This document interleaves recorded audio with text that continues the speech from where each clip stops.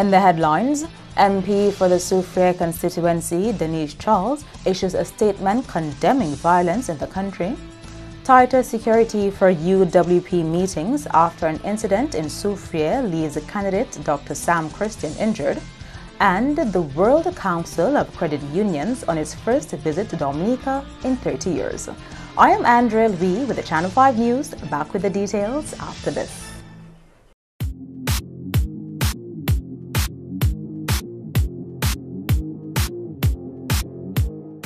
M&J Covering is the producer of designed galvanized and galvalume in Dominica. They design to your specifications, color and length, 4 styles of galvanized and galvalume pre-painted roofing sheets as requested, and supply all your galvalume accessories. M&J Covering helps you control spending and reduce waste. At M&J Covering, they are also equipped to build your roof to precise standards anywhere on island. So come to M&J Covering at 1 Mile in Portsmouth or call 445-5001 275-5003 today. Thank you for staying with us. First up, the body of a man in his late 60s has been found on a playing field in Atkinson. The Commonwealth of Dominica Police Force is investigating the discovery of the lifeless body of John Rabes, male 69 years of Atkinson. According to the information, Rabes' lifeless body was found at 8 p.m. on the playing field in the vicinity of the Atkinson Primary School on Monday, 24th September 2018. He was last seen alive in the area at 10 a.m. on Sunday, 23rd September 2018. The district medical doctor examined the body at the scene and officially pronounced it dead. The body was transported to the Northeastern Funeral Association parlor. A post-mortem is to be conducted. In other top stories, Dominica has received international praise for the influence of its credit unions on the country. The commendation came from President of the World Council of Credit Unions, WOCU, Dr. Brian Branch. A delegation from WOCU is on island to facilitate a 2-day strategic management workshop for credit union staff and volunteers. What stands out for us in the international system about the Dominica credit union system, and the reason we hold Dominica close to our hearts, is it has the highest population penetration rate in the world. And when we are in faraway lands, recently Kazakhstan or Poland or in Malaysia, and they look at a future and what they want to achieve in the future, they pick Dominica out and they say, how did the Dominicans do that? How do they attract this percentage of their population to be members of their credit unions? So you make a difference around the world. Dr. Branch applauded the local credit unions for providing support to its members following a natural disaster. He says, though, while this act helps members to rebound from the effects of a disaster, it does have an impact on the credit union. And after these crises, we see increase in savings as people take savings back to the institutions that provided them with help. And we see membership increasing in the credit unions because people remember that it was a credit union that helped them in a time of difficulty. And that engenders another challenge for the credit unions. After a disaster, one sees the impact in the loan portfolio. People who have trouble repaying those loans. The growth then creates a challenge of how to increase the capital reserves to protect the savings associated with that growth. Dr. Branch says during the delegation's stint in Dominica, discussions will be held with the credit unions on the way forward for the sector in light of the ongoing impact of climate change. Well, then the next challenge is how to prepare for the future.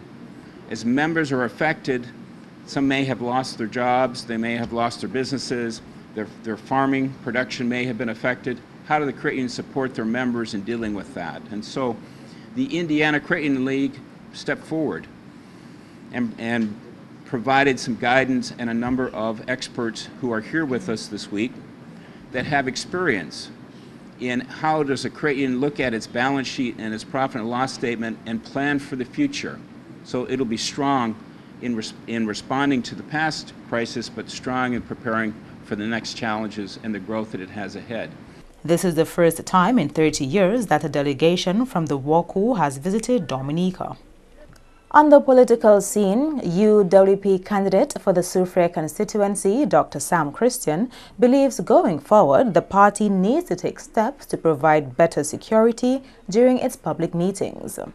Take a look at this video clip of the scene after Dr. Sam was injured during a political meeting in Soufriere on Saturday. In that clip, you hear someone suggesting he goes to the hospital, and Dr. Sam saying in response he wants to go ahead and speak. Doc, get up. We need to take you to the hospital. After that, you can come back. Once you come back, you have an injury in your head. You have a knock with a stone in your head. Okay? Let's go to the hospital, partner. Yes. Yeah. Let's go to the hospital, partner. I will speak for it. Huh? I will speak for it. No. Dr. Sam, no. Health before everything else. Health. No. How you feeling? How you feeling, Dr. Sam? No. Relax. How many fingers? Dr. Sam Christian has expressed concern about what he says are false accounts of what happened to him in Soufriere on Saturday, but beyond that, he says it would be wise to look into the security aspect of those meetings. What I resent actually is the fact that people who were not there, even before I reached Point Michel, people were saying a brick fell on my head, and they were not there. I know where I was, standing next to the podium, back and forth with Higgs Adams, who was the MC for the proceedings, and we were, I was determining, since this is my constituency meeting, I was the one responsible for deciding the order of the speakers. And what people don't realize that the videos that were taken was when I was sitting down with that barbecue grill behind me, which is under the building. And I was moved to that area after I was struck and staggered, and my vision got blurred. I held my head, and they staggered me and sat me next to this chair. So, really, people who do this are just up to mischief, because if they were there, they would have known that this is not the original position. The fact of the matter is, even if I was sitting here, there is a very clear galvanized awning. Any object falling from the building would fall on that awning and make a sound, and it would not cause that kind of injury. Now, what happened was that after they had assessed me and that it was fine, we all looked up, and I had been telling them, try to go around and bow with the person before they leave. That was the first thought that was in my mind. And what we have to do is to try to secure our meetings. Member of Parliament for the Soufriere constituency, Denise Charles, has released a statement condemning Saturday's incident in Soufriere, which left UWP candidate for the area, Dr. Sam Christian, nursing a head injury. Dr. Christian received medical attention after he was struck on the head by what he says was a rock. It's Dr. Christian's position that the attack was meant to intimidate him. He told Channel 5 News on Monday that he had gotten an outpouring of concern from all parts of the political spectrum except from the Labour Party.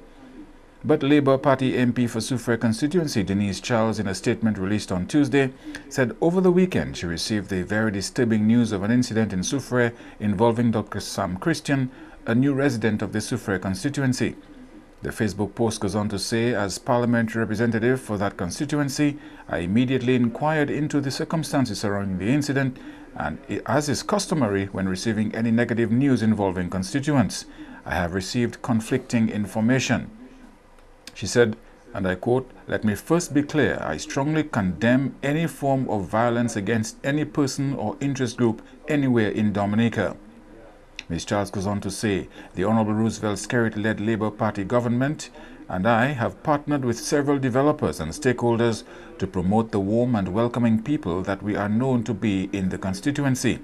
She says Dr. Christian himself can attest to the warmth and welcoming nature of the people of the constituency, and we cannot afford to give the world the impression that we are not peaceful, loving people.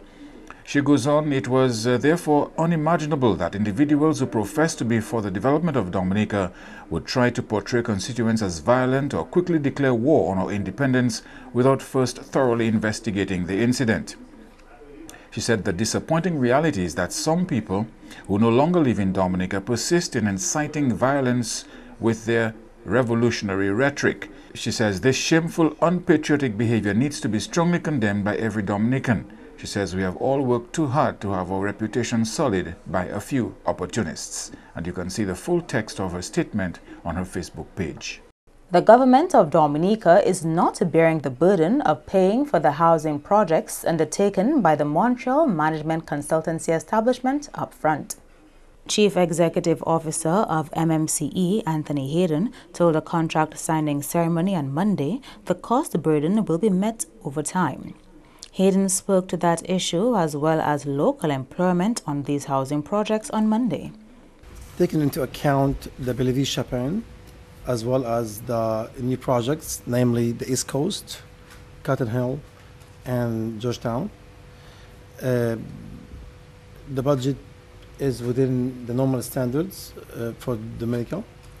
As you all know, that the funds are raised through CPI, so the government is not enduring any financial cost directly or immediately. It is recovered over time. So we can go into that details. Now, as far as local employment, in Bellevue-Chapin, the project has generated at least 50% of its workforce as a local force, as a local, laborers, as well as a support staff. In the East Coast, Cotton Hill and Georgetown, we've contracted a company from Trinidad, namely NH, that mainly uses subcontractors. And I would say the utilization of the workforce goes as high as 75%, 80%. So if they were to employ about 500, they would have about 350 to 400 from the local market. MMCE is contracted to undertake housing projects in the East, Portsmouth, Bellevue-Chapin, and Roseau. You are watching the Channel 5 News. Stay tuned for more after the break.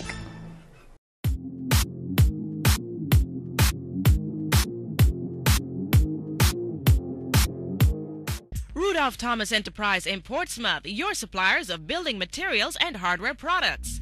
Over 20 years experience in the business.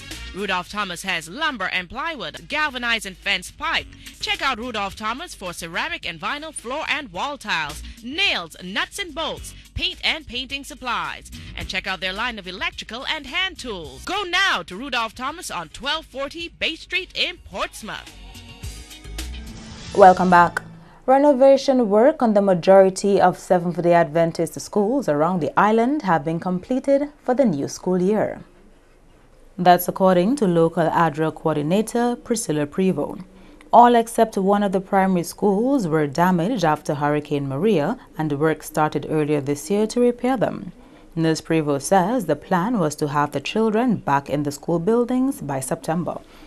Ebenezer is the school located in Roseau, downstairs of the Roseau Church. That school, of course, is undergoing cleaning and preparation for school in September, of course, this month. The Temple School was not damaged. We had the St. Joseph School, the roof was damaged, so they have repaired and they are getting ready for school in September. Well, school was going on. They used the church facility and the other parts of the school building. But come September, reopening of school, they'll be able to get back into their regular setting. As regards the secondary school, the roof repair project there has been delayed to December. The secondary school, the roof was also gone. And they were hoping to have gotten it done during the summer, which was not possible, but that will be done probably during the Christmas vacation. Yes. Presently, they are having school, or they will continue having school at the tent and the ground floor of the school building and the cafeteria. Phase 1 of the Dominica State College's re-roofing project is now expected to be completed by mid-October. This is a further delay from the mid-August deadline which was initially announced. Roofs on 19 of the 21 buildings on the State College's compound were damaged due to Hurricane Maria. Phase 1 of the re-roofing project consists of covering 4 buildings on the college's lower campus and 2 technical buildings. Funding for this project came from the government of the People's Republic of China, while the labor was provided by the government of Cuba and supervised by the UNDP's Engineers Without Borders. President of the Dominica State College, Dr. Donald Peters, says the project did suffer some setbacks, and to date, 4 of the 6 buildings have been covered. To date, all of the 4 buildings are totally covered on lower campus, and the 2 technical buildings are currently being covered. We're now waiting for some more materials to get it done. In terms of deadlines, of course, it would have been good to have all the buildings covered on September 10th, but that's not the case. The life skills is finished also in the nursing life skills building. So we're now painting it, and we have some equipment at the port waiting to use it. Despite the progress on the roof repair project, a lot remains to be done to bring the college infrastructure back to its pre-Maria standard. Dr. Peters reports, though, that the recently covered buildings are being used by faculty and students. All students are in classes. All classes are being taught. 11 of the classes have no electricity, and those are the lower campuses, because the Chinese fund was to replace the roof. Electricals, painting are still outstanding, and we're currently working with the Ministry of Education to see how possible it is to get funding for the paint. We have estimates and contract estimates for the electricals. So we are optimistic we'll get the funding for it, even while the students are there. So what we do, all classes that require technology, like overhead projectors, etc., are held in BC, in the BC buildings, which are in those buildings, because yes, upper campus, and the other ones are in the lower campus, those that don't require electricity. And that has been working out. As regards the upper campus of the State College, Peters says discussions are underway to renovate that section of the campus. Our plan is to renovate those buildings. The student union, for instance, we're in contract discussion with our contractor to put a store in there, and that will be, as soon as the lawyers finish with the agreement, we'll start on that. And the rest of it, we are seeking our own funding for repairing the buildings. We've already worked on the agricultural buildings with the Canadians and built the poultry house. Is completed, and repairs for that building came from the Canadians also. So the agricultural area is on pace to be completed, and we are working with other donors for the rest of the buildings. And Minister for Public Works and Ports, Dr. the Honorable John Colin McIntyre, says Dominicans should be inspired by government's plans to build what he describes as a new Dominica. The minister was pushing back on what he claims was opposition criticism that government's proposed development programs were basically pie in the sky. He says government's housing development program is significant given the level of damage done by Hurricane Maria. Just imagine the modern Dominica we're looking at. We're looking at a modern Dominica. Yes, Maria has struck us a blow. It has erased some of our gains, and we're making a lot of gains. But I want us to understand that with the new vision for government, of this government, as articulated by the Prime Minister, you must start thinking of Dominica having its international airport, which we will build. Start looking at the new Roseau, which is the Roseau Enhancement Project, all the modern streets and the designs and whatnot, and looking at the horizontal aspect of it. The Roseau City Square, for example, the Riverside Apartments, and all what it takes to make Roseau beautiful, We are blessed in Roseau in that we have a river, clean river flowing through it, which is the envy of a lot of countries. So the cruise ships, for example, the cruise port, the cargo port, and the various programs we have under plan for the next coming year. So I'd like you to start looking at the new Dominica, the vision for the new Dominica in terms of new hotels, the new housing structure, which are resilient with the hurricane shelters built in them, which can multi-purpose use. Start looking at a new Roseau. Start looking at your international airport, your cruise ship port, your cargo port, and these are just a few things on the horizon for the future of this country. The minister, who addressed Monday's contract signing ceremony, says the company contracted to undertake these housing projects has more than proven its capability to do so. Those of us who have had the opportunity to visit the Bellevue Chopin Development Program to house the people, residents of Piti Savan, just following the hurricane, Tropical Storm Erika event, I'm sure you can all attest that this is a tested and proven project from the point of view that Hurricane Maria, which was a significant hurricane in our history, was, passed through that area, but the buildings were left untroubled, undamaged whatsoever. So I think this is a great partnership. This is a partnership towards the echoes of the government of Dominica in terms of building resilient type homes for our people, and this is true testimony to it. So Dr. Hayden and your team, I want to thank you for really adhering to that level of resilience as is needed for Dominica. McIntyre says no government prior to this Labour administration has given so much attention to housing development in the country.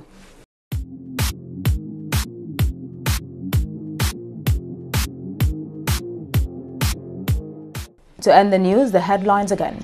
MP for the Soufriere constituency, Denise Charles, issues a statement condemning violence in the country. Tighter security for UWP meetings after an incident in Soufriere leaves candidate Dr. Sam Christian injured. And the World Council of Credit Unions on its first visit to Dominica in 30 years. Feel free to contact us at news@marpin2k4.com. You can also access our past newscasts on our YouTube channel. On behalf of the entire production team, I am Andrea Louis, and to all of our viewers around the world, thank you so much for watching. Join us tomorrow.